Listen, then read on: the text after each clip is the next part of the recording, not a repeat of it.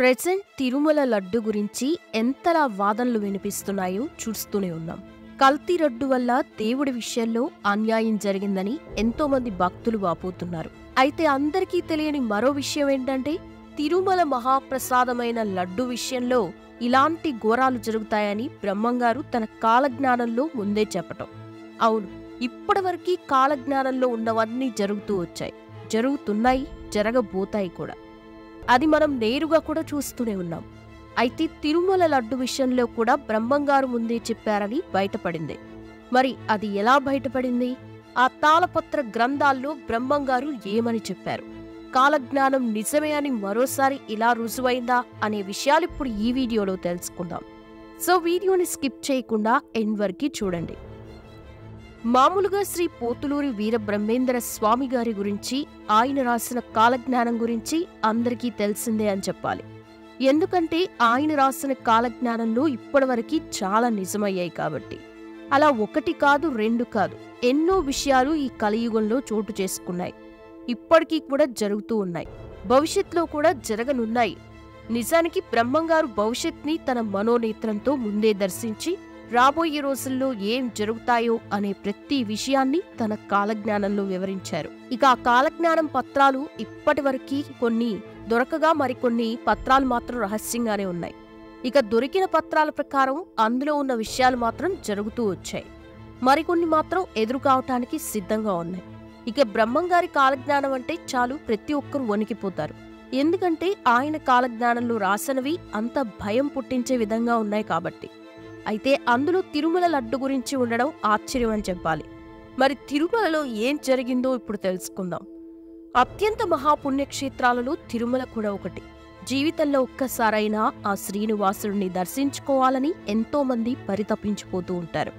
మరీ ముఖ్యంగా తిరుమలలో దొరికే మహాప్రసాదమైన లడ్డుని అమృతంలాగా భావిస్తూ ఉంటారు. ఒకప్పుడు తిరుపతి నుంచి తెచ్చిన ప్రసాదం అంటే లొట్టలు వేసుకొని మరీ తినేవారు.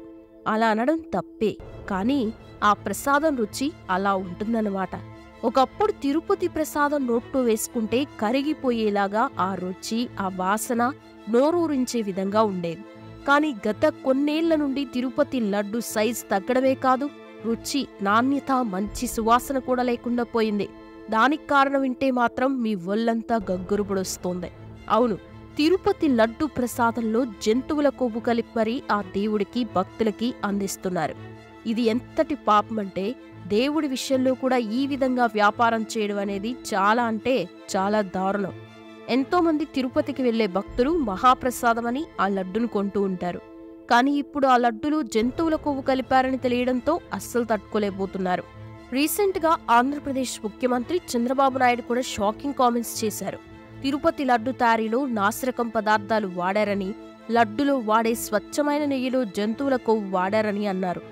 ఇక ఎప్పుడైతే చంద్రబాబు నోటి నుండి ఈ మాట వినిపించిందో ప్రతి ఒక్కరూ షాక్ అయ్యారు.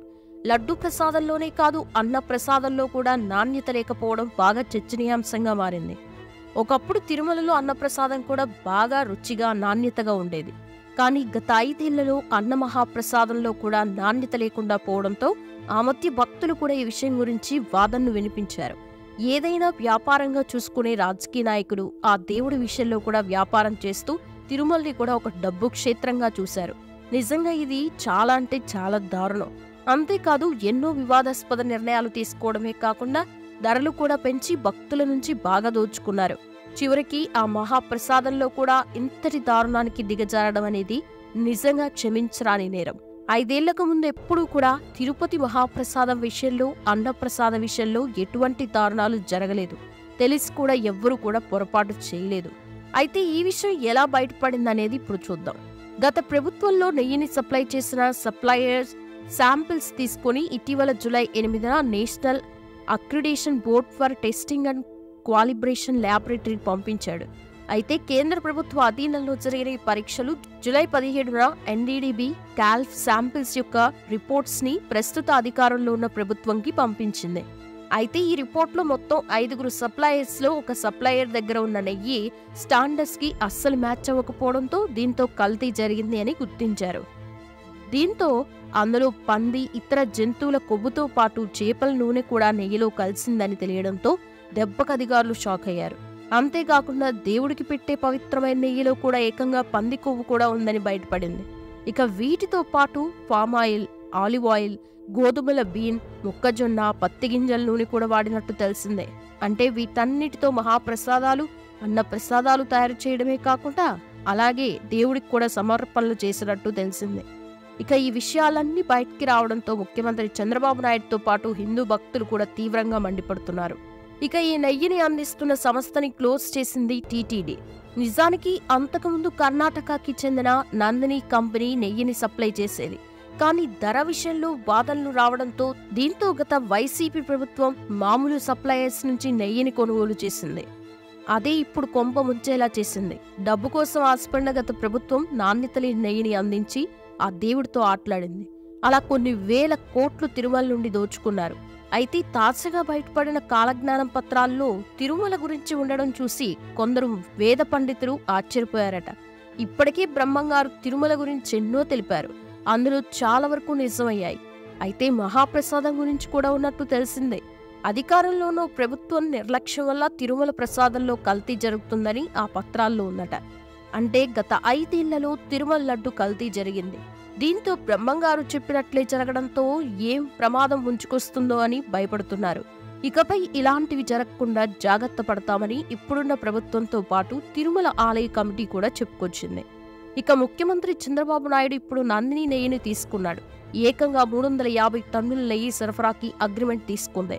దీంతో కర్ణాటక ప్రభుత్వం కూడా తిరుమలకి తెలియని పంపించే ఏర్పాట్లు కూడా చేశారు. ఇక ఈ నందిని నెయ్యికి ఎందుకంత ప్రాముఖ్యత ఉందంటే ఈ నెయ్యిని దేశవాళీ ఆవు పాలతో తయారు చేస్తారు. ఇక ఇప్పుడు మళ్ళీ తిరుపతి లడ్డులో మునుపటి రుచి రావడం ఖాయమని చెప్పాలి. ఆ తిరుపతి వెంకన్నకి 50 రకాల మహాప్రసాదాలలో స్వచ్ఛమైన నెయ్యిని అందిస్తూ ఉంటారు. అలా నెయ్యితో చేసిన పదార్థాలలో లడ్డు ఒకటి. చూశారు కదా ఫ్రెండ్స్, ఆ బ్రహ్మంగారి కాలజ్ఞానం నిజమే అని మరోసారి ఈ విధంగా రుజువైంది. ఇక దేవుడి విషయంలో ఇంతలా దారుణంకి పాల్పడినా వారికి ఇప్పుడున్న ప్రభుత్వం ఎటువంటి శిక్ష వేస్తుందో చూడాలి. మీకేమనిపిస్తుంది? ఇది కరెక్టే అంటారా? కామెంట్ సెక్షన్ లో కామెంట్ చేయండి. వీడియో నచ్చితే లైక్ చేయండి, షేర్ చేయండి, ఛానల్ ని సబ్స్క్రైబ్ చేసుకోండి. Thanks for watching.